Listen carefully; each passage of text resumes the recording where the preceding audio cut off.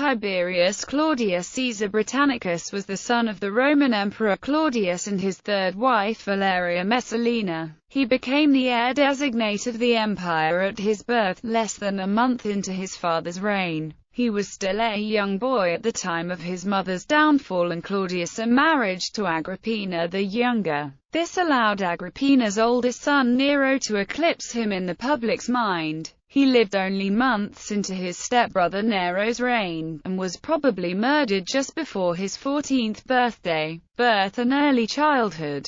Britannicus was the son of the Roman Emperor Claudius and his third wife Valeria Messalina. He was probably born on the 12th of February 41. Of his father's two sons, Britannicus was the longer-lived. Claudius, a other son, by his first wife Plautia Urgulanilla, died at the age of 3 or 4, nearly 2 decades earlier. Britannicus was accordingly named Tiberius Claudius Germanicus, sharing his father's pronomen as recognition of his status as heir. Britannicus' father had been reigning for less than a month, and his position was boosted greatly by the arrival of a successor. To mark the birth, the emperor issued sestertii with the obverse spes Augusta, the hope of the imperial family. 2 years later, in 43, Claudius was granted the honorific Britannicus by the Senate as a reward for his conquest of Britain. The emperor refused it for himself, but accepted it on behalf of his young son.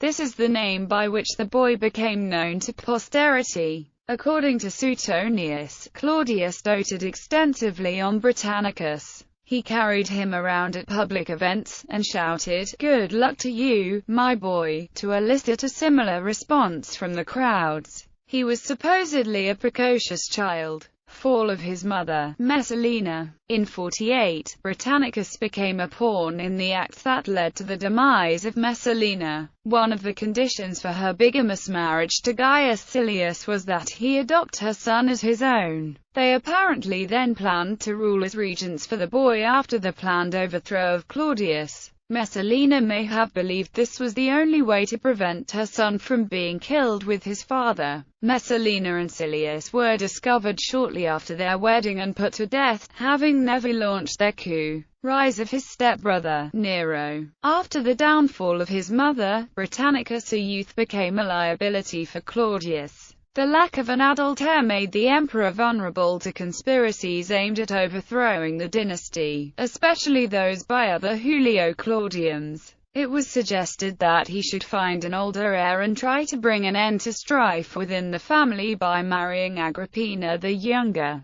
the last adult Julian. Shortly after Claudius married Agrippina, he adopted her son Nero, who was older than Britannicus and a direct descendant of Augustus. Nero was married to Britannicus' sister Claudia Octavia and named joint heir with Britannicus until such time as the latter came of age. Nero was a popular young man, and his adoption did indeed stave off coup attempts in the second half of Claudius' reign. Britannicus did not get along with his step-family. According to the historian Tacitus, Britannicus continued to refer to Nero by his birth name of Domitius, long after the adoption. However, it must be remembered that this was an accusation made by enemies of Britannicus. This included public events where the boys were honored as a pair, and jealousy was heightened by Nero's rise to manhood. Nero reacted to these slights by insisting that Britannicus was illegitimate, but Claudius gave no indication of believing this.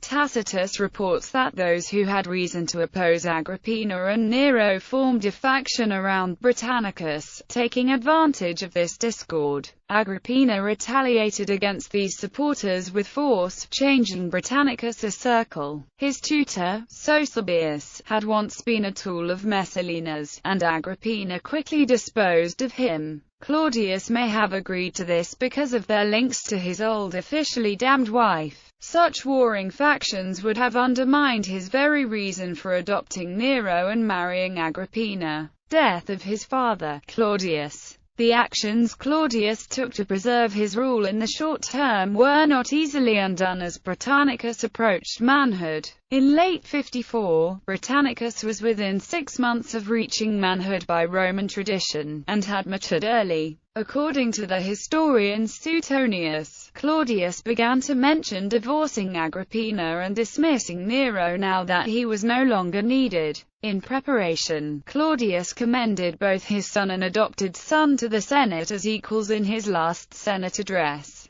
Suetonius reports that Claudius now admonished his son to grow up quickly, implying that everything would be righted when he assumed the toga virilis. Sadly for Britannicus, Nero's supporters acted to prevent this. On 13 October 54, Claudius died, perhaps by natural causes or perhaps murdered by Agrippina. Tacitus claims that Britannicus and his sisters Octavia and Antonia were locked in their rooms to ensure that no counterclaim could be made to Nero's succession. Nero spoke the eulogy at the emperor's funeral and took sole power. Claudius' new will, which either granted joint rule to Britannicus and Nero or just Britannicus, was suppressed by the new emperor's men in the Senate. The freedman Narcissus, Britannicus, a champion according to Tacitus, was quickly put to death. Britannicus was pushed to the background. Death. Britannicus survived for a few months under the rule of his adopted brother, mostly ignored,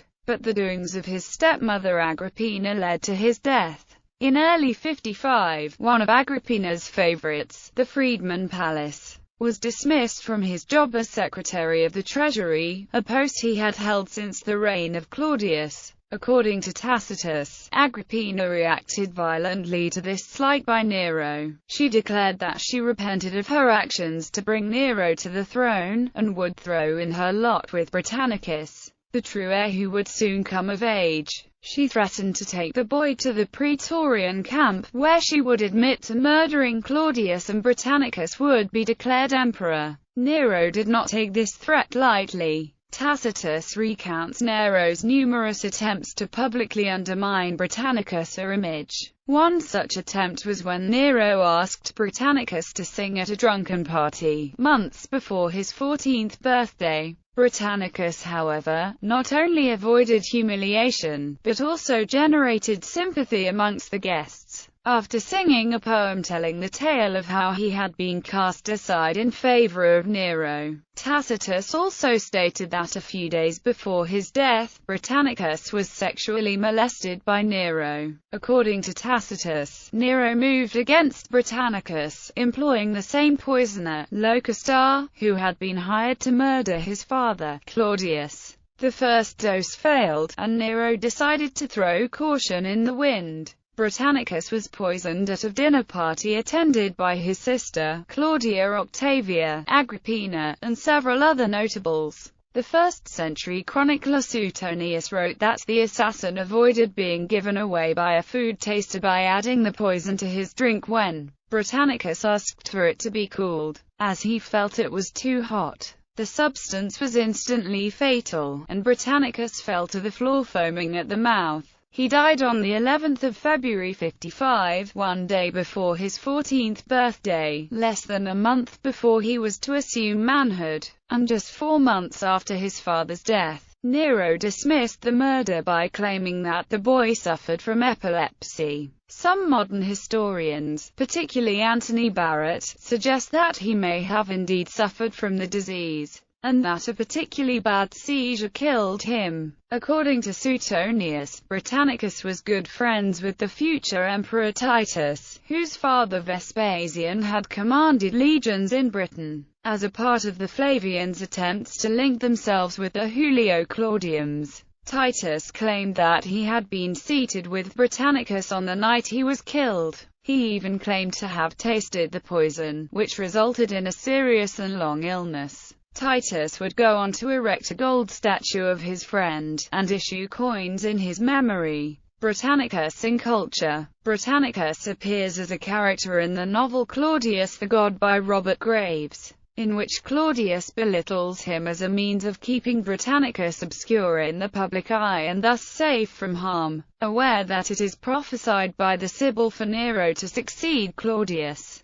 Claudius makes an elaborate plan to hide Britannicus in Britain and for him to return to Rome to restore the Republic. Britannicus refuses to go along with the plan, and Claudius reluctantly agrees to make Britannicus his own heir. It also claims that towards the end of his life Claudius came to believe that Britannicus may have been Caligula's son, not his own. In the 1976 television series, I, Claudius, he was portrayed by actor Graham Seed, and is portrayed as a young adult rather than a teenager. Britannicus also appears in a play of that name by Jean Racine, but in spite of its title, the play concentrates more on Nero and Agrippina ancestry.